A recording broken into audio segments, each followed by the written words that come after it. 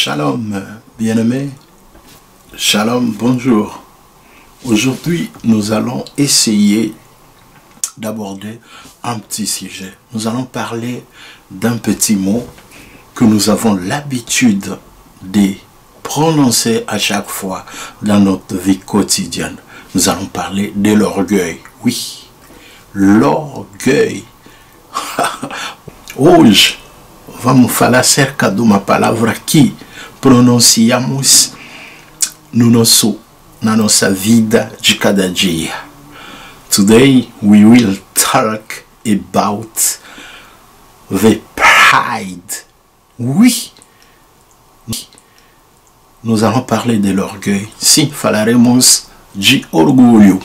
L'orgueil, c'est une parole que nous prononcions tout le jour de nos vies. L'orgueil. C'est quoi l'orgueil? L'orgueil, c'est un sentiment exagéré de sa propre valeur.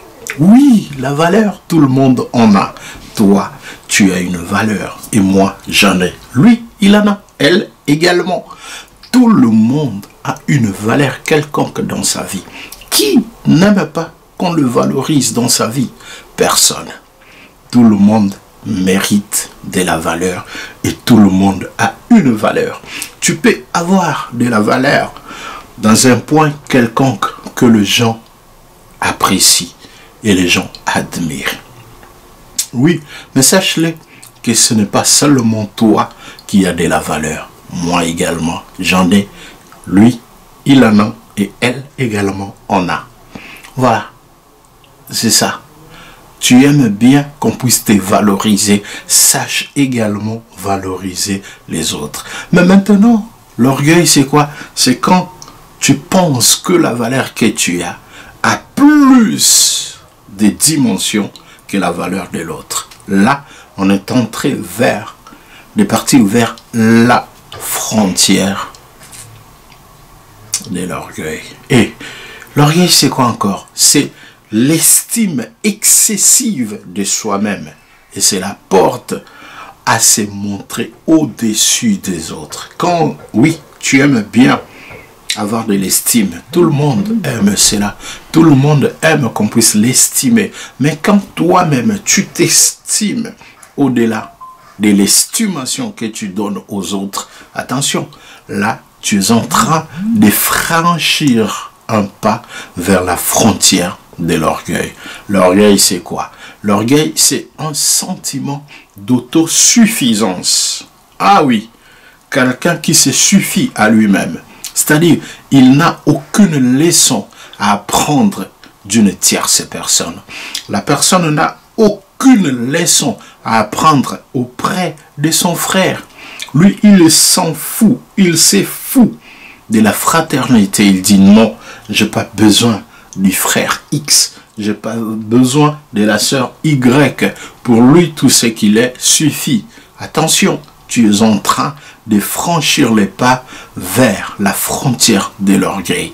La Bible dit, il est doux et agréable aux frères de demeurer ensemble. Oui, dans l'ensemble, c'est là que la bénédiction est déversée. Ouais, je sais que tu as de valeur, mais ne la considère pas plus que les valeurs de tes frères. Alors, l'orgueil, c'est quoi? D'un point de vue connaissance, c'est quand quelqu'un dit que tout ce qu'il connaît, c'est ce qui est bon. Les autres ne connaissent absolument rien. Ce que les autres connaissent n'a pas assez de valeur. Attention, là, si tu considères les choses de cette façon, de cette manière, tu es en train de franchir les pas vers la frontière de l'orgueil. Oui, Dieu nous a appelés à la complémentarité. Même du point de vue connaissance, nous ne connaissons qu'en partie. La partie que tu connais, la partie que nous connaissons, la partie que lui, elle connaissent, quand nous allons joindre toutes ces parties, c'est là que nous verrons la totalité de l'agneau. Oui, l'autosuffisance n'est pas une bonne chose. Alors, l'orgueil a également ses synonymes, puisque quand on vous dit vous êtes orgueilleux, ça fait pas bien. Beaucoup de gens n'aiment pas être qualifiés d'un orgueilleux. Oui, c'est pas une bonne attribut. Mais l'orgueil a des synonymes. Le synonyme de l'orgueil, c'est quoi? C'est l'arrogance. Oui, l'arrogance, c'est un peu comme de l'orgueil. Et dans l'arrogance, c'est quand tu es plus que les autres. C'est-à-dire, quand on est en train de parler de l'intelligence, il n'y a que toi qui es plus intelligent que tes copains. Il n'y a que toi qui es plus intelligent que tes copines. C'est toi qui expresse très bien la langue française. C'est toi qui parles mieux la langue de Shakespeare, l'anglais. C'est toi qui parles bien que tous les autres, la langue portugaise. Oui, quand on parle de X, toi tu te réfères directement à toi. Non, attention, l'arrogance, c'est un peu ça aussi le synonyme de l'orgueil. Ouais. Quand on parle de la richesse, il n'y a que toi qui es riche. Non, lui, il a ça. Mais non, moi je suis plus que lui. Attention, c'est ça l'arrogance. Tu es en train de franchir les pas vers la frontière de l'orgueil. Et tu sais également, l'arrogance c'est quoi? L'arrogance c'est quand tu te considères mieux positionné que les autres dans la vie sociale. C'est toi qui as un bon salaire. C'est toi qui habites le quartier chic. C'est toi qui es ça. Tu viens d'une famille élevée, d'une famille de noblesse.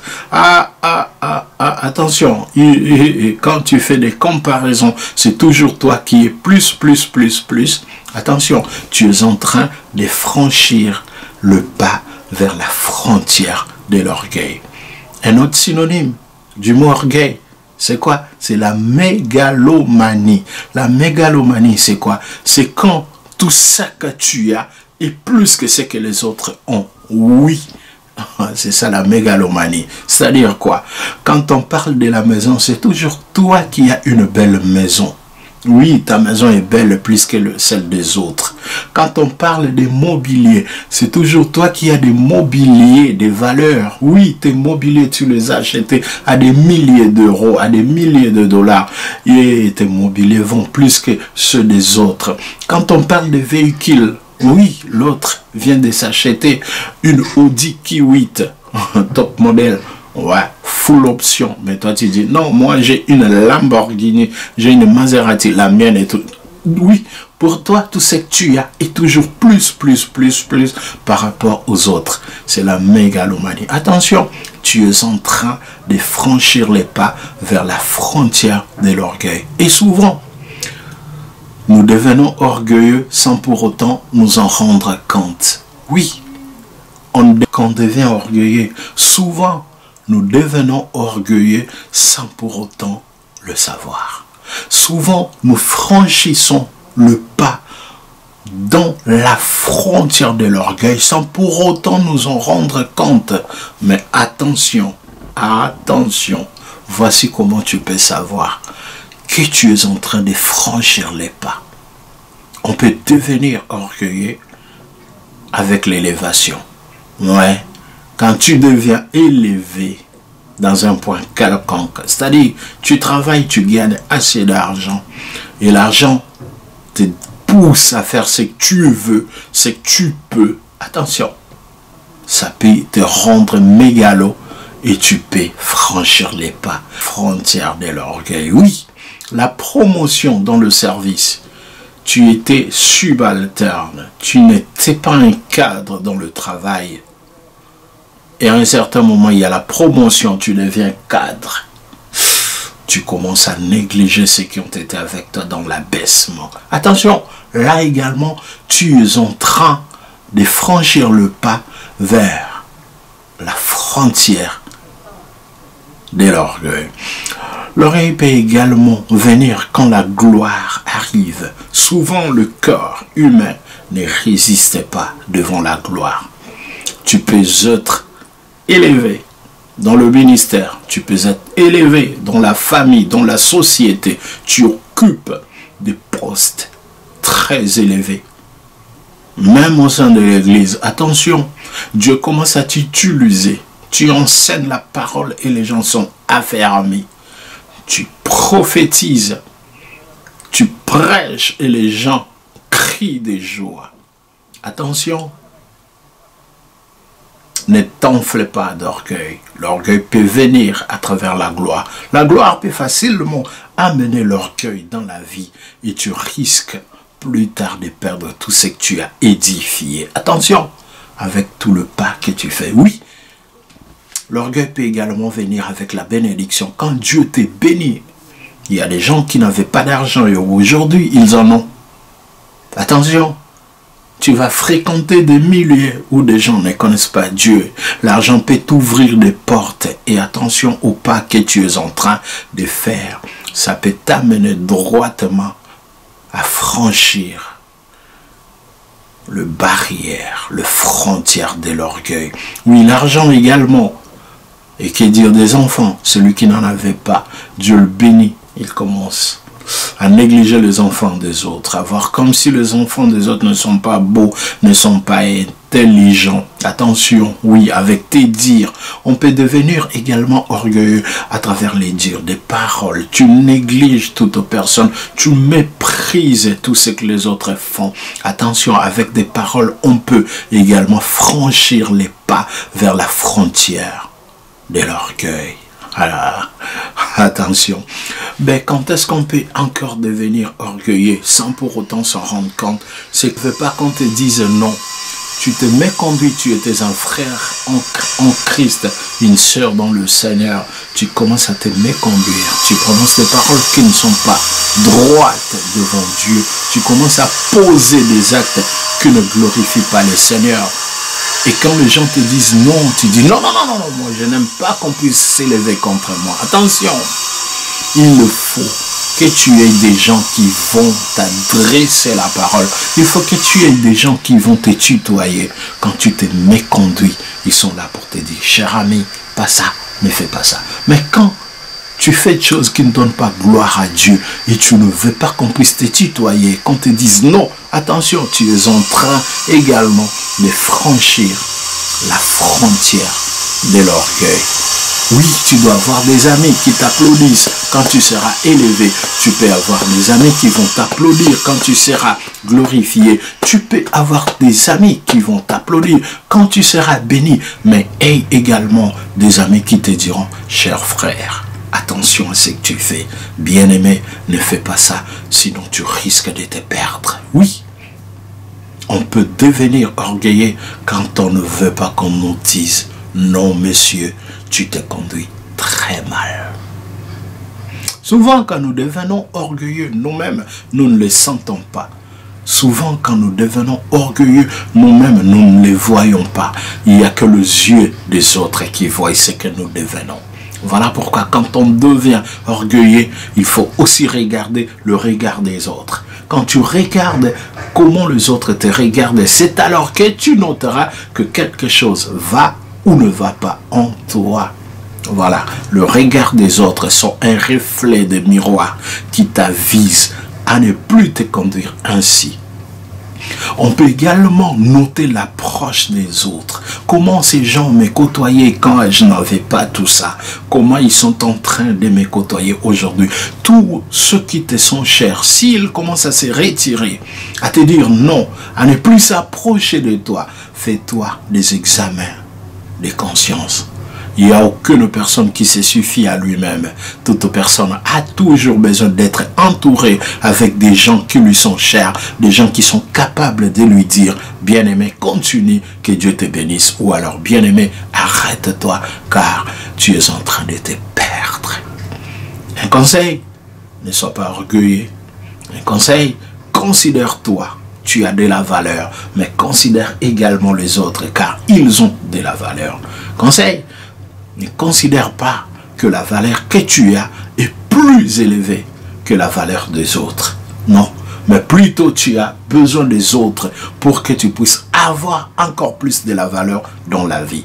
Considère-toi toi-même et considère également la vie des autres. Dernier conseil, tu le veux réellement. Dieu a élevé une personne, Dieu a béni une personne. Et cette personne était un être immatériel. C'était un ange. Dieu l'a élevé. Dieu lui a donné la charge de gérer l'adoration, la louange. Et il s'appelait Lucifer, l'ange de la lumière. Mais qu'est-ce que la Bible dit? Que cet homme a été enflé de l'orgueil et il a été rejeté. Dieu n'aime pas les orgueils. 1 Pierre, chapitre 5, verset 5, la Bible dit, Dieu résiste aux orgueilleux. Attention, Dieu t'a appelé à l'élévation. Quand tu es élevé, applaudis, glorifie le Seigneur. Mais que l'élévation ne t'élève pas à oublier ce que tu es. Tu as des valeurs intrinsèques, tu as besoin des autres. Un orgueilleux n'aime pas cohabiter avec les autres. Un orgueilleux qualifie les autres de faibles et lui de forts. Un orgueilleux qualifie les autres de moins valeureux et lui plus valeureux. Enfin, humilie-toi et Dieu t'élèvera. Que Dieu te bénisse. Pour plus de vidéos, abonnez-vous sur la chaîne. Que le Seigneur vous bénisse. Merci.